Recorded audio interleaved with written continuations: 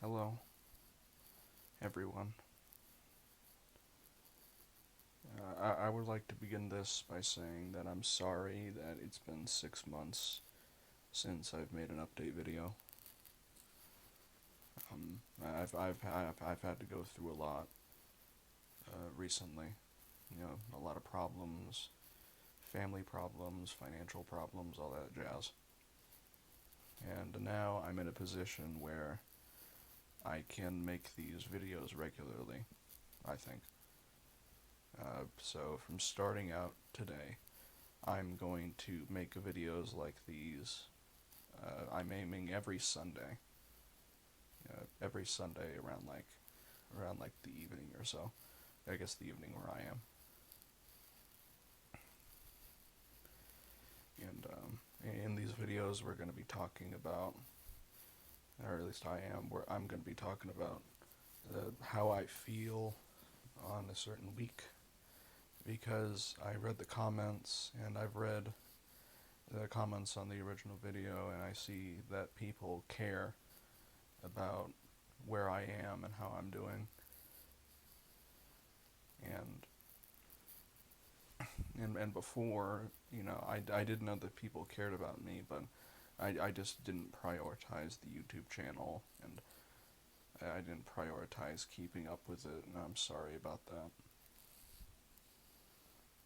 Yeah, I'm in a better position to do that now, and the reason why I'm in a better position to do that is because I have sought out help other than therapy and psychiatry and all that. As of about like 2 months ago, I have been enrolled in a community center in my city that helps people with psychosocial rehabilitation. That's how the organization puts it. That's how the healthcare is defined. Basically, it's a clubhouse. It's a clubhouse model where people with severe mental illness can gather, and they can discuss their health, and they can have meetings, and they can have fun activities, and they can have clubs where they discuss different coping mechanisms, and they also have clubs where they have different topics or interests, like photography, art, theater, uh, tech, all that jazz. And I've been a part of it for about 2 months, and I've been trying to get a part of it for the last like 7 months, but trying to schedule myself around orientation and answering the calls that they've been giving me. It has been hard, but I'm in there now, and I'm thankful for that. It's helped me a lot, and I'm in that program. They also offer services where they can help you find places like housing. They can help you. They have a center where they help people find jobs. They help people uh, work on their interview tactics, and they help people type out their resumes, and they help people apply for the job themselves, and they make sure that the work environment is safe and all that. And I'm a part of that program now because I don't have a job currently, and I'm trying to look for one for reasons that I'll explain later. And this service has been a great gift to me, because before I was at the Ames Center, I just spent all day in my room, day in, day out. I would wake up with no strict schedule. I would just wake up when I wake up, and I did things when I wanted to do them. And I realize now that it was rotting me from the inside out. It was destroying me.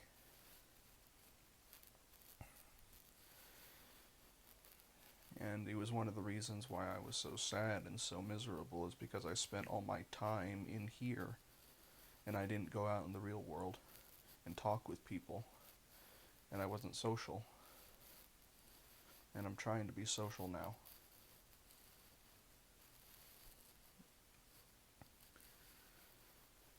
And I'm succeeding in that. I'm making friends there. I'm participating in all the activities that I have there, and I'm making sure that I'm well involved.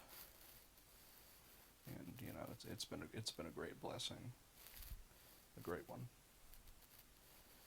And it's put me on a strict schedule now. I wake up at a desired time, fairly early in the morning, about 6 or 7 a.m., and I get up and I get ready, for the ride that my health insurance provides to take me there. And update: I do have health insurance. I do have a state I do have a state provided health insurance now, and I've been using that for a few months. But ever since but there's also that other thing with that as well, is that ever since I turned 21, I was denied coverage, but my grandmother filed a claim because I was denied coverage at first because they didn't think I was actively using the resources, and that I didn't need the insurance. But my grandmother filed a claim, and they talked with a person, and they said that I do need the insurance, and they're providing evidence for why I do. I'm looking for a job, I'm participating in the community center, and I'm doing all that, and I'm trying to actively better myself, and the insurance is helping me do that. During this claim process, I still have my insurance, my coverage for the next 90 days. And I guess now it would be like the next 30 days, so I have about a month left. And I'm hoping that they approve me again, because I need this insurance, and if I don't get this insurance, it's going to be a rough time for me. I'm just hoping that they approve me again. And and the reason why I'm looking for a job so much is because I didn't talk about this really at all, because I didn't think it really was relevant. But I live with my grandparents, and both my grandfather and my grandmother are on Social Security, and my grandfather is very sick. He was diagnosed with cancer some years ago, and the cancer has reemerged. It's metastasized to his lungs, to his brain, and because it's metastasized to its brain, he's starting to act very violent and aggressive. He can barely walk anymore. He needs us to take him to the bathroom. He needs us to take him to his beds because his back is hurting, and he likes to walk around without him telling us. And he's been getting in arguments with us, and he's been shouting and screaming at us, especially my grandmother. My grandmother is worn out. She hasn't had a proper sleep in months or weeks. And I'm trying to help her out as best I can. And seeing her struggle makes me hurt a lot, because she cares so much about him and so much about me, and I want to make it better.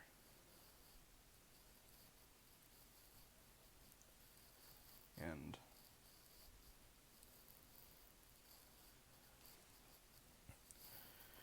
there was one time where he had an episode that was really bad, and we tried to put him in the shower, because during this time he hadn't had a shower for a week at most, and we tried to clean him off, but he aggressively resisted us and said that he didn't want to be in the shower, and he fought us.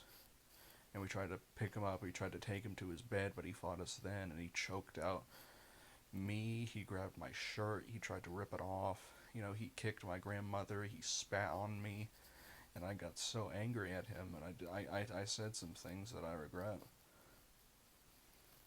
And I shouldn't say those things to him, because he is sick, and he doesn't know what he's doing. But I just got so angry. I told him that, if you don't repent, you're going to go to hell. I told him that, you're not going to get better, you're going to stay like this, and you need to listen to us. And, he doesn't listen to us. All he does is just fight. And he doesn't remember anything that we do to him. About like 30 minutes later, he forgets the entire thing. And we've been having struggles with the nurses, because the nurses are having a hard time dealing with him as well. And it's just been back and forth, and it's been stressing it's been stressing both of us out, especially and me as well. I'm having to go outside and cry because it just becomes too much. And when he dies, the Social Security income is going to get cut in half, and that's going to be really hard for us. And no doubt it's going to get lower, as time goes on, as the years go on, because, of Project 2025 and all that sort of stuff. My healthcare is in jeopardy, my Social Security is in jeopardy, and it's gonna be a rough road. And I'm gonna need to rely on this center to help me. And that's why I'm trying to find a job now. I've been sending out applications very frequently. I've been working with a coach that's helping me do all this. And the job that I'm looking for is I would like to be a writer, and I'd like to work in a bookstore and organize shelves and do data entry and all that sort of stuff and keep stock. And we've applied to various bookstores around my city. And I've also have a backup plan if that doesn't work as well. If I can't find a job at those bookstores, I'll get a job in like storage or UPS or something like that. But that's going to be difficult. I have worked before. I worked before at a secretary at the college I was at before I needed to drop out. So I do have experience there, but it's not much.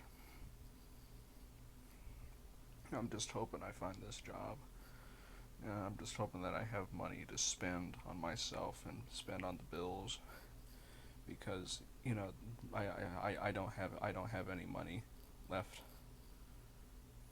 The money's run out, and my I've been having to give my phone bill to my grandma, and I don't want her to constantly having to do things for me. I want to do things on my own. I want to have that freedom and power and independence over myself. And I appreciate her help. I appreciate her help a lot, but I've noticed that she's becoming really stressed out, and I want to lift that stress. And that's what I'm doing by going to this job. And I hope I get accepted soon. And in regards to the money that was being held, and not given to me, that money was given to my grandmother. Right, I essentially just went to my family and I just said, "You want to keep the money from me? Fine, take it. I don't give a damn anymore. Just give it to her. Let the money help pay her bills. Right? If you want to hold it over my head, I don't want it to have that power over me. Just give it away. I don't care about it anymore." And doing that, it's allowed me to gain some freedom over myself, because that money held over my head like a chain around my neck. And I don't have to worry about it now, and I'm free from it, and that's good. So that's been my life so far. It's been rough. It's been really rough. And ever since that video came out, ever since that original SBSK video came out, I've been struggling a lot with the voices and the thoughts. And there was a period of time over the summer where every single day I would have really, really bad thoughts, and it would knock me for a loop, and I would get into arguments with myself, and I would have to fight that off, and I used up all my energy to do that, and I didn't have any energy left to take care of myself. Didn't have energy to eat, didn't have energy to sleep, didn't have energy to take showers, brush my teeth, and I rotted in my bed. And because I rotted in my bed, there's a smell in my bed sheets that I just can't get rid of. And luckily I'm getting new bed sheets soon, but the smell is still there. And my grandmother has been telling me about it, saying that she can still smell it, and I don't want to think about it. I've been washing the sheets, and it's just, I'm gonna get the new bed sheets soon. I don't like to think of myself as a slob. I don't want to be one. It just gets too hard sometimes. And I have a full blown panic attack when I try to get into the shower, because the thing about me is that I take long showers, like 30 to 40 minutes at a time, and doing that, requires a lot of energy nowadays of the prep work and making sure I'm dried off, making sure, my hair is clean and all that sort of stuff. There's one time I tried to do it, and I was in the shower and I almost passed out, and I had to drag myself out of the bath and out of it, and I don't want to experience that again. But I'm getting better at it. I'm cleaning myself more. The center is helping me that as well, gaining my energy back, and it's helped a lot. And in terms of my meds, I'm taking my meds more frequently. The thing about my meds is that I have this one particular drug that's a specialty drug that the pharmacy has to order in advance for it to come in. And there was one moment where I told the order to come in, and the thing about that is that it was a holiday on the day that it was supposed on the days that it was supposed to come in, so the pharmacy was closed. And because I was already out, I had to go 3 days without that antipsychotic, and those were the worst 3 days of my life. There's a point where I couldn't do anything. I can't do anything at all but stand there and feel the blood coursing through my veins, changing from like hot to cold in like a variety of minutes.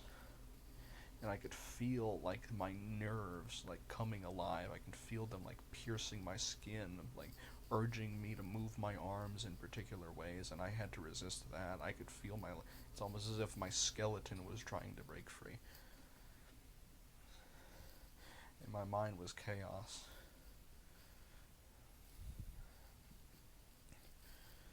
But but I have a good supply of antipsychotics now, and I'm making sure I never run out again. I went to my psychiatrist about this, and he just essentially dumped a month or two's worth supply of antipsychotics at me and said, if this ever happens again, rely on these. Don't worry about running out. Come to me, and we always have an extra supply, and I'm really thankful for that. So that's something I'm prioritizing as well.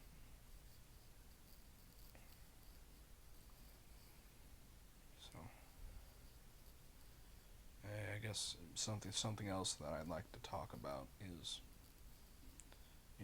the average feeling that I've been getting over these past few months, ever since that SBSK video. Um,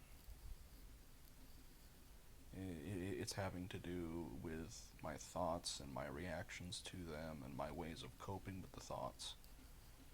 And I feel like my mind is playing a game of chess against me, and whenever I try to make a move, it just throws the board at me in my face, and the chess pieces go everywhere, and I can't play the game because it doesn't let me play the game.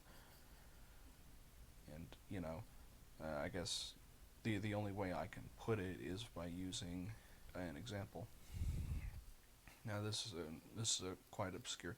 This may be familiar to some people, but whenever I think about my thoughts and how I react to them, I think about a clip from a Vsauce video that I remember watching years ago. Basically, in that Vsauce clip, he's talking about an experiment that was being done with the game of Tetris, and it involved an AI machine. It involved an AI that was programmed to always beat a Tetris level, no matter what happened, no matter what block fell down. It would always pick the superior option to always win. And there was one game of Tetris that the AI played where the blocks would fall in an unpredictable pattern, and the AI was struggling to beat it. There were always holes in the walls, always misplacements, always, you know, abstract shapes being created because it doesn't fill in the blocks neatly. And in the wall and the splurge of blocks grew higher and higher and higher and higher until it almost reached the top of the level, And when it reaches the top of the level, you lose. And before it reached the top of the level, before the random block was placed that would solidify its fate, the AI paused the game and never unpaused it. And it was like that forever. And Vsauce goes to exclaim that the AI was looking for any possible way to win the game. And when it came to a point where any input on the game means that the AI will lose, the AI chose to pause. Because if you pause the game, you will never lose. But you'll also never win either. And what he said is a quote that, is the title of the video. The only winning move is to not play. And that quote right there describes the coping mechanism that I've been using for my thoughts. It's when the thoughts happen, it's like you're talking to a malevolent entity that wants to see you die and suffer and groan in pain. And you sort of have an argument with it, a very heated argument with it. You deploy rebuttals, you deploy tactics where you try to logically justify why this isn't the case, and you try to explain that to them, but it always comes back at you. It always hits you with something else, something that you're not in control of, something that you're not aware of, something that you cannot fight against. And it's almost a self-fulfilling prophecy. You try to push and push and push harder against this entity. The entity pushes like 11-fold, and it hits you and it hits you back, and you can't respond to it because you're just so much in shock. And it becomes so unbearable, and you realize that there's nothing you can do to win against this thing. So the only thing you can do is to stay silent, both mentally and physically. And that's what I did. I stayed silent. You let the thing talk, and you let the thing scream into the void, but you just sit silently. And you look at it, you acknowledge it, but you don't respond. And you don't play the game. And in that way, you don't win, but you don't lose either. I don't want to play the game anymore. I want the game to stop. I don't want to be tricked anymore. I don't want to be manipulated anymore. I want to live my life. And I want to live my life in peace. And I'm not going to let this entity, this voice, get in the way of my peace. I'm not going to. It's not going to happen. And ever since I've been letting it scream into the void, ever since I've been letting it go off and me not respond, it's slowly getting lesser and lesser and lesser. Because there was a point where that voice controlled everything I did. Right? That voice knocked me out cold on many, many days. And I cried so much. But the voice doesn't have any power anymore. At most, it's a disturbance. At most, it prevents me from doing the tasks that I want to complete on a given day. Sometimes, but it never becomes this overarching demon that cripples me and makes me unable to even move. And I'm thankful for that. And I'm thankful that the center that I'm in has allowed me to be able to do that. Because it was the center and the center's socialization that has allowed me to have that power over myself. Because if when I just stayed in my room and I didn't interact with anybody other than my grandparents, I stayed in my head constantly. I didn't interact with the real world. I interacted with the online world, and we all know how the online world is. It's not real, it is vicious, it is violent, it is judgmental and unforgiving. And if you constantly surround yourself with online characteristics and online assumptions about people, you're going to hate humanity. And I hated humanity for a long time. But when I finally got out of the house and I finally talked to these people at the same center, I felt relieved that people were more forgiving than I thought. And you're saying, well, Chris, the video that you made at SPSK, did you look at the comments? Did you look at the comments? Yes, I looked at the comments, and I appreciated every comment that I got. But over time, the comments fell out of my head, and I had to remember them again.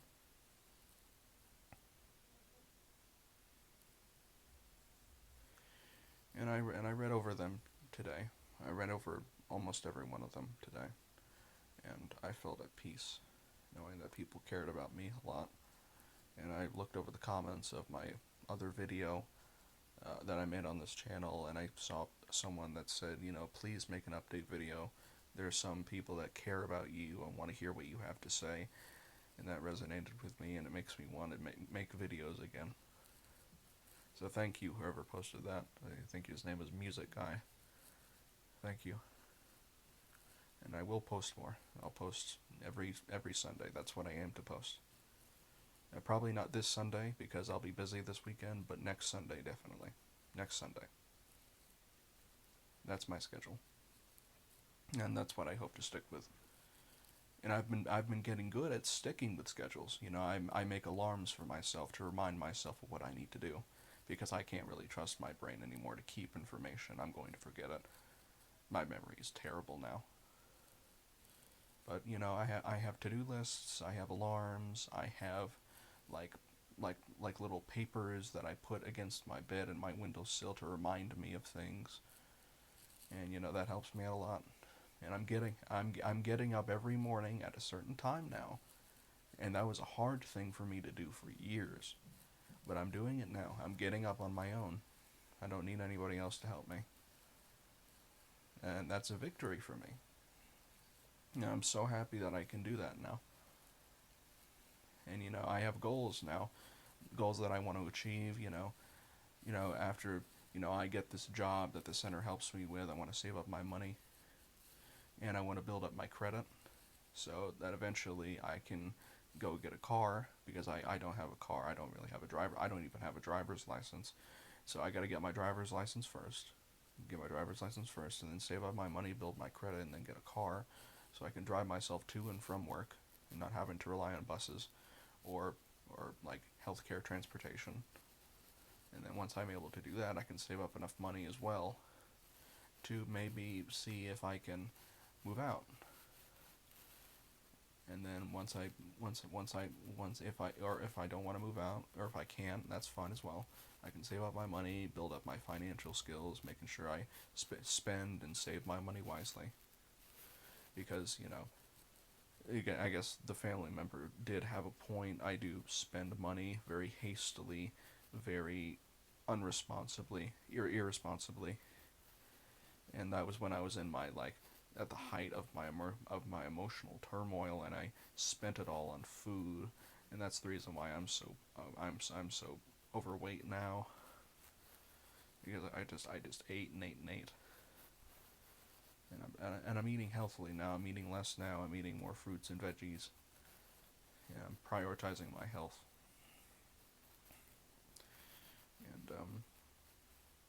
And even after all that, I still hate looking at my face and how pudgy I am, because I used to be skinnier, and I used to have hair.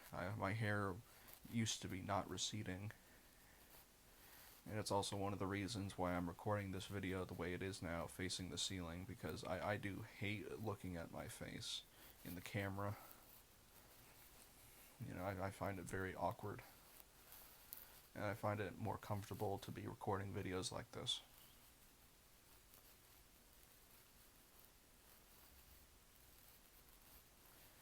Maybe that'll change one day, but right now I like it to be as it is right now. And that's how I want it to be. So yeah, that's all I gotta say. Videos are gonna be on a weekly basis. Sunday, my next video is gonna be on next Sunday, sometime mid-December. and I'm gonna be sticking to this schedule. And I'd also like suggestions if anybody has other suggestions on topics that I could discuss, or maybe like series, maybe like a maybe like ideas on what I could do for like a continuing series that I could do on my channel or stuff like that. I'd be open to your suggestions. I'd be happy to hear them. But thank you for those who have stuck with me all these months and those who care about me. You know, I owe you my life. I really do. And I will never be able to truly pay back all the love that you've given me. And I love you too. I may not know you, but I love you too. Every last one of you. Thank you, and have a good rest of your day. Goodbye.